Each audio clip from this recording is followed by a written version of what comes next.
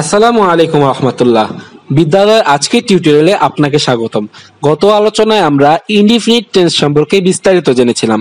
তো আজকে আমাদের আলোচ্য বিষয় থাকবে কন্টিনিউয়াস টেন্স সম্পর্কে, অর্থাৎ present continuous tense, past continuous tense এবং ফিউচার কন্টিনিউয়াস টেন্সকে আমরা একসাথে আয়ত্ত করার চেষ্টা করব। চলুন তাহলে শুরু করা যাক আজকের এই ভিডিও। কন্টিনিউয়াস টেন্স প্রথমে কি জেনে নেওয়া যাক। কোনো বাক্যে যখন অতীত, বর্তমান বা ভবিষ্যতে কোনো কিছু চলমান বোঝায়, অর্থাৎ কোনো কিছু করছে বা হচ্ছে, করছিল বা হচ্ছিল, করতে থাকবে বা হতে থাকবে, এরূপ চলমান কোনো বাক্য বোঝানো হয়, সেক্ষেত্রে আমরা বুঝে নিতে পারবো যে এটি কন্টিনিউয়াস টেন্স। এবং কন্টিনিউয়াস টেন্সের ক্ষেত্রে জেনারেল স্ট্রাকচার হচ্ছে সাবজেক্ট প্লাস ব্রেকেট দিয়ে বি, অর্থাৎ বি ভার্বগুলো, এবং প্লাস ভার্ব আইএনজি সহ, প্লাস অবজেক্ট প্লাস এক্সটেনশন। এক্ষেত্রে দেখা যাচ্ছে যে সব ক্ষেত্রেই সাবজেক্ট, ভার্ব, অবজেক্ট তার নিয়ম অনুযায়ী রয়েছে, কিন্তু এখানে ভার্বের আগে বি ব্যবহৃত হচ্ছে, অর্থাৎ বি ভার্বগুলো বসবে। এখানে ব্রেকেট দেওয়ার মানে হচ্ছে বি ভার্ব হিসেবে am, is, are, was, were এগুলো বসবে। অর্থাৎ প্রেজেন্ট টেন্সের জন্য এম, ইজ, আর, পাস্ট টেন্সের জন্য ওয়াজ, ওয়ার। এবং বি ভার্বের কাজ হচ্ছে মূল ভার্বের সাথে আইএনজি যুক্ত করে দেওয়া। সেজন্য আমাদের স্ট্রাকচার মনে রাখার কোনো দরকার নেই, আমরা শুধুমাত্র জেনে নেই যে সাবজেক্ট, ভার্ব আর অবজেক্ট। এবং ভার্বের আগে যেহেতু এটা কন্টিনিউয়াস টেন্স এবং কন্টিনিউয়াস টেন্সের পরিচয় হচ্ছে বি ভার্ব, সে কারণে বি এখানে ব্যবহৃত হয়েছে। এবং বি ভার্বের কাজই হচ্ছে, ফাংশনই হচ্ছে ভার্বের সাথে আইএনজি যুক্ত করে দেওয়া। তাহলে প্রথমে শুরু করি প্রেজেন্ট কন্টিনিউয়াস টেন্স দিয়ে। প্রেজেন্ট কন্টিনিউয়াস টেন্সে বি ভার্ব হিসেবে এম অথবা ইজ অথবা আর ব্যবহৃত হয়। এখানে এম ফার্স্ট পারসন সিঙ্গুলার, অর্থাৎ আই এর সাথে ব্যবহৃত হয়। ইজ শব্দটি থার্ড পারসন সিঙ্গুলার, অর্থাৎ হি, শি, ইট এগুলোর সাথে ব্যবহৃত হয়। এবং আর শব্দটি ফার্স্ট পারসন প্লুরাল, অর্থাৎ উই, থার্ড পারসন প্লুরাল অর্থাৎ দে, এবং সেকেন্ড পারসন ইউ এগুলোর সাথে ব্যবহৃত হয়। এবং কন্টিনিউয়াস টেন্সের সাধারণ অর্থ হয়, প্রেজেন্ট কন্টিনিউয়াস টেন্সের সাধারণ অর্থ হয় করছে বা হচ্ছে, অর্থাৎ কোনো কিছু খেলছে, হাঁটছে, ঘুমাচ্ছে, চলছে, যাচ্ছে ইত্যাদি ধরনের। তাহলে প্রথম উদাহরণ লক্ষ্য করি, আই অ্যাম রিডিং দ্য বুক, আমি বইটি পড়ছি। এখানে সাবজেক্ট হিসেবে আই, মূল ভার্ব হিসেবে রিড এবং অবজেক্ট হিসেবে দ্য বুক ব্যবহৃত হয়েছে। কিন্তু এখানে মাঝখানে সাবজেক্ট যেহেতু আই ব্যবহৃত হয়েছে, সে কারণে অক্সিলারি ভার্ব হিসেবে এম ব্যবহৃত হয়েছে। এবং এই বি ভার্বের কারণে মূল ভার্বের সাথে আইএনজি যুক্ত হয়ে গেছে। এই কারণে এখানে এভাবে বলা হয়েছে যে I am reading the book. তারপরে উদাহরণ লক্ষ্য করি, he is not reading the book, সে বইটি পড়ছে না। এখানে যেহেতু না আছে, তার মানে নটের আগে অক্সিলারি ভার্ব বসা বাধ্যতামূলক, সে কারণে নটের আগে ইজ ব্যবহৃত হয়েছে। যেহেতু সাবজেক্ট হি অর্থাৎ থার্ড পারসন সিঙ্গুলার, সে কারণে এখানে ইজ ব্যবহৃত হয়েছে। এবং এই ইজ এর কাজই হচ্ছে, অর্থাৎ বি ভার্বের কাজই হচ্ছে মূল ভার্বের সাথে আইএনজি যুক্ত করে দেওয়া, সে কারণে বাক্যটিকে এভাবে সাজানো হয়েছে। তারপরে উদাহরণ লক্ষ্য করি, আর দে রিডিং দ্য বুক, তারা কি বইটি পড়ছে।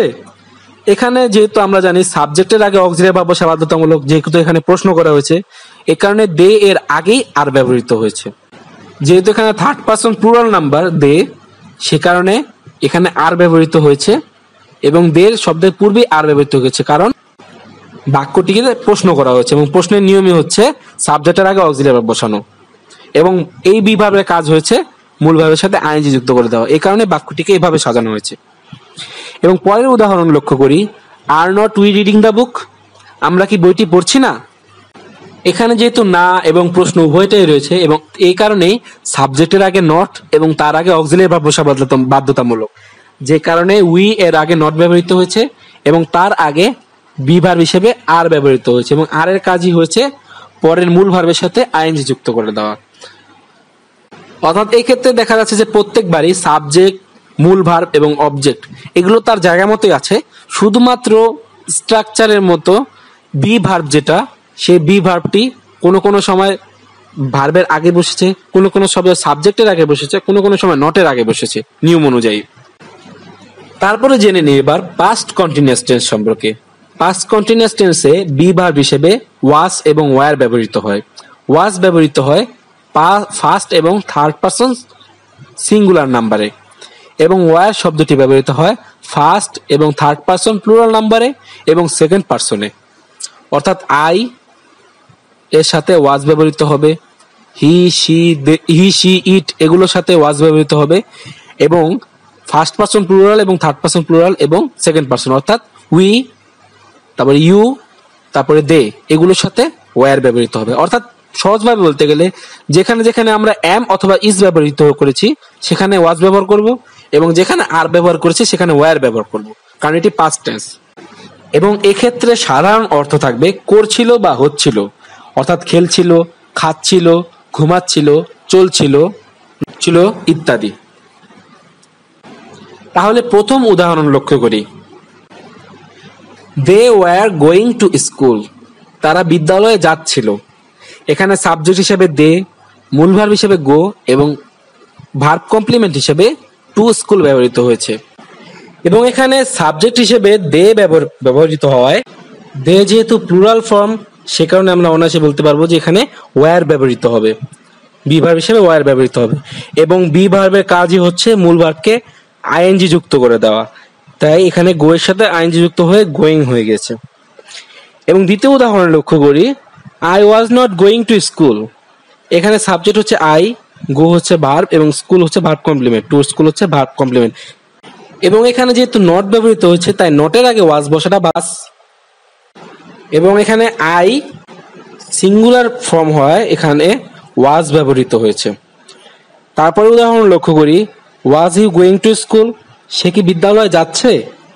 এখানে সাবজেক্টের আগে ওয়াজ বসতে হবে এবং ওয়াজের কারণে গো এর সাথে আইএনজি যুক্ত হবে, যেহেতু প্রশ্ন করা হয়েছে সেজন্য এখানে হি এর আগে ওয়াজ ব্যবহৃত হয়েছে।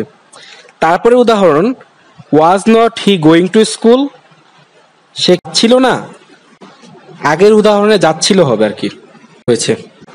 এখানে সাবজেক্ট হি এর আগে নট এবং তার আগে ওয়াজ বসেছে, এভাবে বাক্যটি সাজানো হয়েছে এবং ওয়াজের কারণে গো এর সাথে আইএনজি যুক্ত হয়ে গেছে। তো আমরা বুঝলাম ফিউচার পাস্ট কন্টিনিউয়াস টেন্স সম্পর্কে। এবার জানবো ফিউচার কন্টিনিউয়াস টেন্স। এবং আমরা অবশ্যই জানি যে ফিউচার টেন্সের পরিচয় হচ্ছে শ্যাল উইল। কিন্তু এক্ষেত্রে একটা লক্ষণীয় বিষয় হচ্ছে যে দুইটি অক্সিলারি ভার্ব পাশাপাশি বসতে পারে না। এখানে শ্যাল উইলও আছে, আবার বি ভার্ব হিসেবে এম ইজ আর ওয়াজ আর এগুলোও থাকছে, এটা কিভাবে সম্ভব? এ কারণে এক্ষেত্রে আর বি ভার্বের এম ইজ আর বা ওয়াজ আর এগুলো বসবে না। বি ভার্ব যেহেতু এখানে আছে তার অস্তিত্ব বোঝানোর জন্য বি ভার্বের তার মূল ফর্মে রয়ে যাবে, বি থেকে যাবে। অর্থাৎ বি তখন আর এখানে অক্সিলারি ভার্বের মতো কাজ করবে না, বিটা তার পরিচয় হিসেবে থেকে যাবে। এবং সাধারণ অর্থ হবে করতে থাকবে বা হতে থাকবে, যেমন খেলতে থাকবে, খেতে থাকবে, থাকতে থাকবে, চলতে থাকবে, ঘুমোতে থাকবে ইত্যাদি ধরনের। প্রথম উদাহরণে লক্ষ্য করি, আই শ্যাল বি স্লিপিং, আমি ঘুমোতে থাকবো। এখানে সাবজেক্ট হচ্ছে আই এবং স্লিপ হচ্ছে ভার্ব। এবং আমরা জানি স্লিপ যেহেতু ইনট্রানজিটিভ ভার্ব, এখানে আর কোনো অবজেক্ট থাকবে না। তো এটি আমার এখানে মূল কথা নয়, মূল কথা হচ্ছে শ্যাল এবং উইল থাকার কারণে এক্ষেত্রে কিন্তু শ্যালের পরে বি ব্যবহৃত হয়েছে। এখানে আর am is are was were ইত্যাদি কোনো কিছুই ব্যবহার করা যায়নি। যদি ব্যবহার করা হতো তাহলে বাক্যটি ভুল হতো, কেননা শ্যাল এবং ওই am is are was were এগুলো হচ্ছে একসাথে দুটো অক্সিলারি ভার্ব এবং এগুলো পাশাপাশি বসা যায় না। এক্ষেত্রে কিন্তু বি কিন্তু অক্সিলারি ভার্ব নয়, বি হচ্ছে বি ভার্বের পরিচয়। সে কারণেই নট যখন ব্যবহৃত হবে তখন কিন্তু বি আর নটের পূর্বে বসবে না, কারণ বি তো অক্সিলারি ভার্ব নয়, অক্সিলারি ভার্ব শুধুমাত্র শ্যাল এখানে। যেমন পরের উদাহরণ লক্ষ্য করলে দেখা যাবে যে the baby will not be crying, শিশুটি কাঁদতে থাকবে না। এখানে নটের আগে শুধুমাত্র উইল ব্যবহৃত হয়েছে, নট বি ব্যবহৃত হয়নি, কারণ বি অক্সিলারি ভার্ব নয়, বি হচ্ছে শুধুমাত্র কন্টিনিউয়াস টেন্সের পরিচয়। বাক্যটিকে এভাবে সাজানো হয়েছে যে সাবজেক্টের পরে ভার্ব, কিন্তু এর আগে নটের আগে অক্সিলারি ভার্ব এবং তারপরে বি। তারপরে উদাহরণ লক্ষ্য করি, will the baby be crying, শিশুটি কি কাঁদতে থাকবে।